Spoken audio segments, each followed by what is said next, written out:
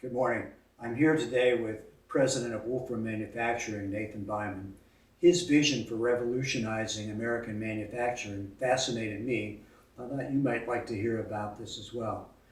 Nathan, tell us a little bit about your background. Jim, it's good to be with you here this morning. My background, by education, mechanical engineering, worked at some really interesting places like Lockheed Martin, Wyman Gordon, some places that do some really, really high-end manufacturing work. Followed that with some tours through running some of the largest, most specialized contract manufacturing facilities in the southern part of the country. My time at those companies as either general manager or vice president of engineering or technical services gave me a wealth of experience on what the state of the art in manufacturing is today in our country. Well, that's exciting. And I remember you telling me about a relationship that you have with a company called Karen Engineering based in Wells, Maine. You started as a customer, but that relationship has become deeper. It really has. I spent a lot of time working with Rob Karen and the guys there, implementing their tools at different facilities that I worked at, and then making it a core part of Wolfram. So what's special about the Karen Engineering system? I'm going to back up just a second and give you an idea where machine tools are today. So a machine tool, it operates by a program, and if I have a milling cutter, this will be my hand here, it can do incredible things with incredible precision. Now the problem is that machine tool, generally, as most people use their machine tools, has no idea what tool is in there, how far it's sticking out. It doesn't know if the material is in one place or another place. It doesn't know if it's cutting, how hard that material is. It doesn't know anything. So the analogy I like to make is this is like a surgeon, a world-class, the best surgeon you can imagine. You wheel him into the operating room. You give him thick gloves so he can't feel anything. You put a blindfold on him so he can't see anything. You tell him to open his hand and prepare to take a tool, and then you tell him to close it, and he's got the right tool. And then you tell him to start the surgery. And he repeats those motions just perfectly. But you have no idea what the outcome's going to be, and there's so much opportunity for failure there. And there are things you can do. So you can put probes in machines to go and see if the material is there in the right place. So is the patient there? You have devices that are tool setters that you can reach over and you can check that tool to make sure at least it's the right length before you start cutting. But with most machine tools, what you have left is that surgeon is still working with a big glove on and he has no feedback. He doesn't know as he's pushing into that patient, is he cutting, is he applying the right amount of pressure? In that particular spot is where Karen Engineering's tools really, really come in and make a difference. So basically they have a Hall effect transducer that they put on the back end of the machine, and then they put a high-speed computer in, and that is giving almost a force touch. It's a horsepower, a work touch back to the machine. And that high-speed computer is taking the knowledge that we have as machinists, and it lets us route that back in so we can take actions on it. So while I'm in cut, if I hit a hard spot, I can slow down. Or if my tool starts to wear and I'm not confident that I'm making a good cut anymore, I can come out, I can expire that tool, go get another one, come back in and keep cutting. So if I'm looking at a complete closed loop feedback system for machining, then that's the only way to accomplish it, is you have to have this entire set of technologies working together, which is something that Wolfram has worked hard to do. And you'll find, or most people, if they go out and they try and buy all these individual technologies, they will find not only do they not work together well, but sometimes the people using the different technologies will sell against each other. He's like, oh no, you don't need that one because mine can do this. So it's been a big part of what we've been working on at Wolfram is making all these things work together seamlessly. And it's what we've done, and it's what we're very proud of, and it's what we've been recognized for. I see that you brought a part that was manufactured at Wolfram that looks interesting. Well, it looks like a martini glass. Yes, this one does happen to be here. I have some things that would maybe highlight the multifunction aspect better. But things like this are also a lot of fun. Someone commissioned, asked us to design them a martini glass.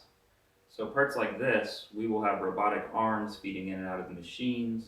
We will have automated inspection equipment running with direct feedback immediately into the control to adjust so that the next part is just running spot on nominal. That's one of the hallmarks with our customers is they look at our parts and the variation that they get working with other people is practically non-existent. And it's funny, anywhere this shows up, people are asking us how they can get their hands on some. So we're designed some nice packaging for it and let people have access to them here pretty quickly. Tell me about the kinds of products that are manufacturable at Wolfram. I would say the types of parts that we really excel at are anything in the volume of a cubic foot and where we can really use our technology. And we can help with prototypes. We love to help people bring products to market. But if they are manufacturing dozens, hundreds, thousands, we can help them be incredibly competitive on those. Now, if it's a super simple part that just requires one 2-axis lathe, okay, we might not be that competitive on that because every machine in our shop, every single one, is basically 2 lathes inside the envelope plus a mill. So when you have things that require multiple setups, just a little bit more complexity, then we really excel. Well, whose machine did you decide to invest in and why? So when we started our facility, or our concept really, it started as a concept of bringing the highest end technology on the market together to make something different, make something more competitive. So in this case, some of the tools that we brought together, one, we brought together machine tools from Akuma, a highly respected Japanese machine tool company.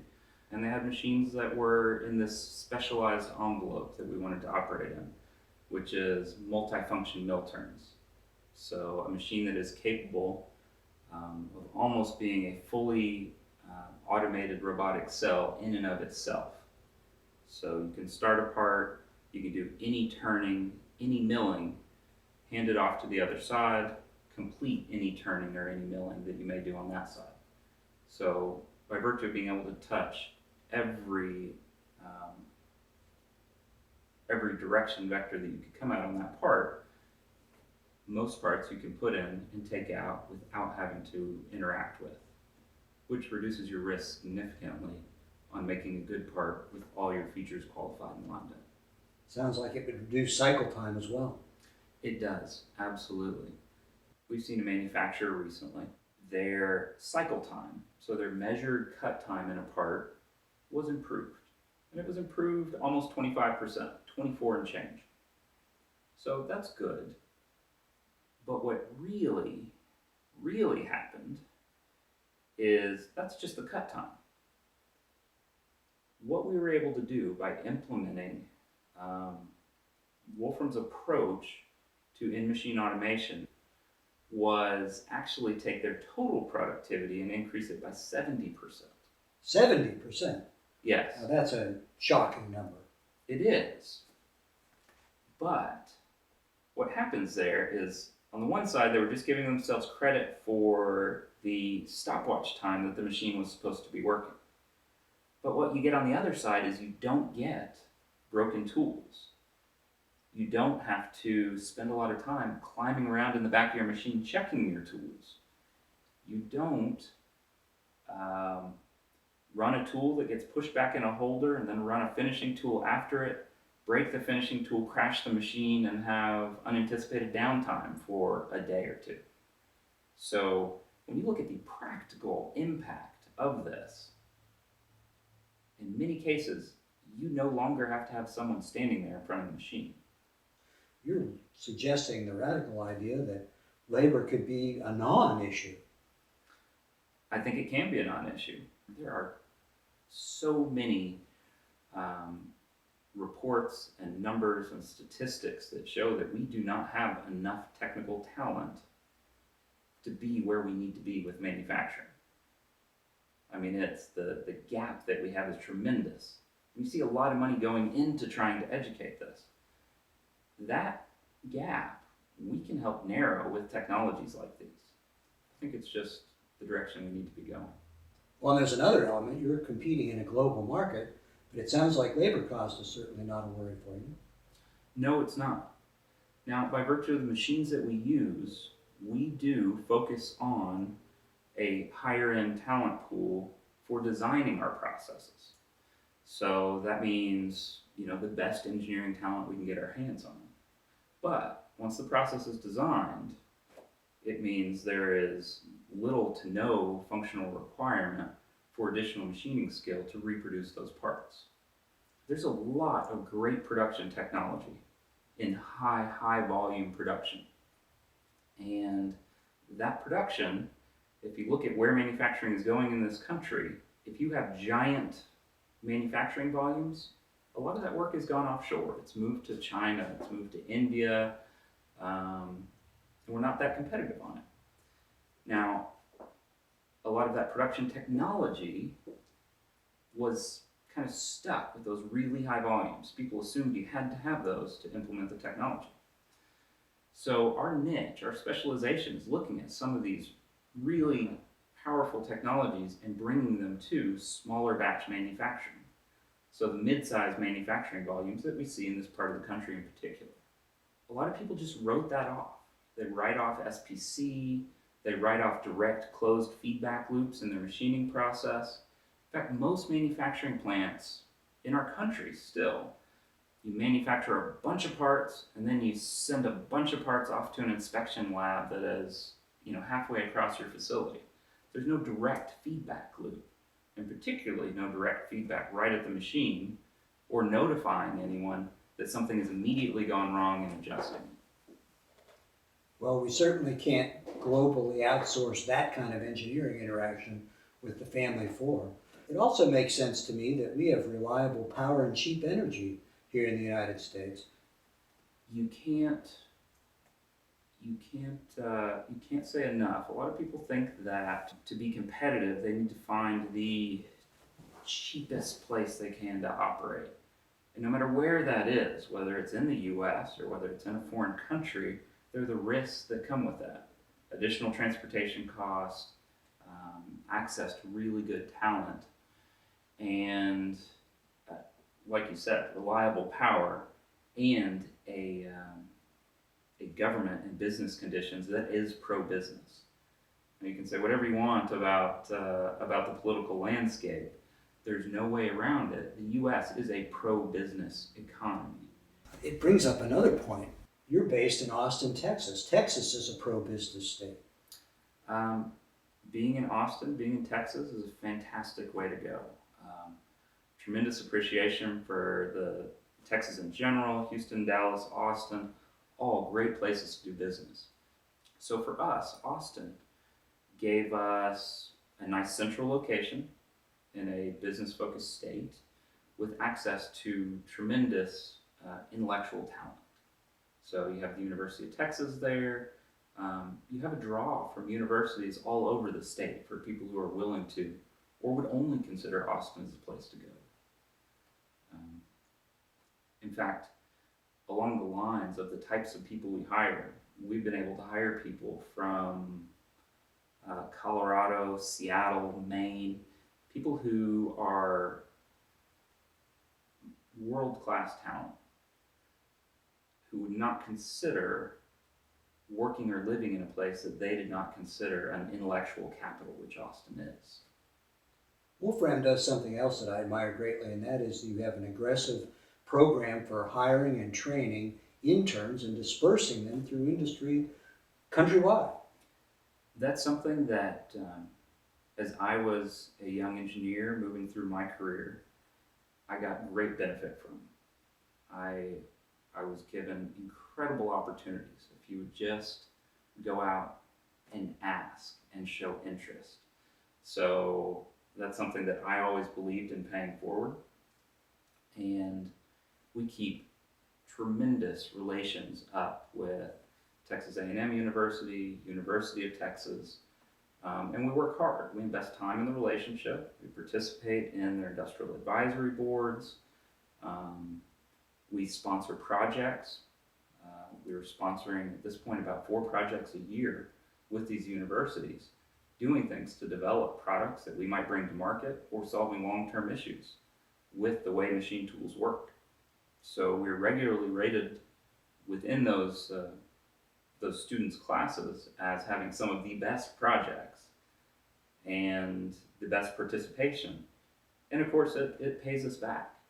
So we have those guys on the one side, and then we constantly have a crew of people working with us as interns or co-ops. And it brings in great ideas. And as we've seen, these guys go out and they come into the world with a really great perspective of what is possible. And then they come back to us later and they ask us how to help their company get there. So if a potential customer would like to contact Wolfram, what's the best way to get a hold of Wolfram Manufacturing? So one of the simple ways to get a hold of us, we have a website. We maintain the website. We keep good information on it. It is www.wolframmfg.com. And from there, we have a link where you can submit an NDA or request that we provide an NDA to you for countersigning, and we can get the relationship going. Well, there's a lot of technical support that are needed for particularly these consulting projects with the care and engineering. How available are technical resources at Wolfram? Oh, that is one of the things that I think really sets us apart. Like I said, most of our team is engineers, so of course I am completely available. And any of our customers can vouch for that. But we also expose our technical team to our customers. So there's a lot of feedback going on. And one of the things that I think is kind of fun and just drives that point home, we use communication tools, online communication tools, that are almost like chat channels. Now, when we have a customer relationship that warrants it, we open that up. Oh. So they have live, steady communication day and night to our team. How about inviting customers to tour the factory in Austin? Oh, that's something we love to do. Customers are always welcome. Customers, potential customers. We think we have a lot to show, and we're open and proud to show it. We get frequent questions. People will look at it and they will say, wow, you are probably showing too much. They say, you were very open about this, and we've not met anyone who is open like this, especially not someone who has the type of technology integration you have. Well, it sounds like part of your personal mission is education, elucidation, and being open to customers. It very much is. That is something that I feel very passionate about. In fact, we're a member of the National Tooling and Machining Association, and just this last year we won their Technology and Business Practices Award. And as part of that, we gave a very open talk about the technologies we use and trying to help a lot of these other contract manufacturers come up with some of these technologies. In fact, we did one farther than that, and there was a company that reached out and said, we would love to see what we could do with you. And we basically set up a week-long apprenticeship where they brought out their shop manager and their technical manager, and they worked alongside us for a week, learning what they could do for their shop. That's a little bit of a unique circumstance, but it does highlight that we are we're trying to advance manufacturing in this country. I think that you're revolutionizing the concept of manufacturing in the U.S. Thank you so much for an introduction to Wolfram. We look forward to hearing more of your success. Well, thank you, Jim. It's been a delightful conversation.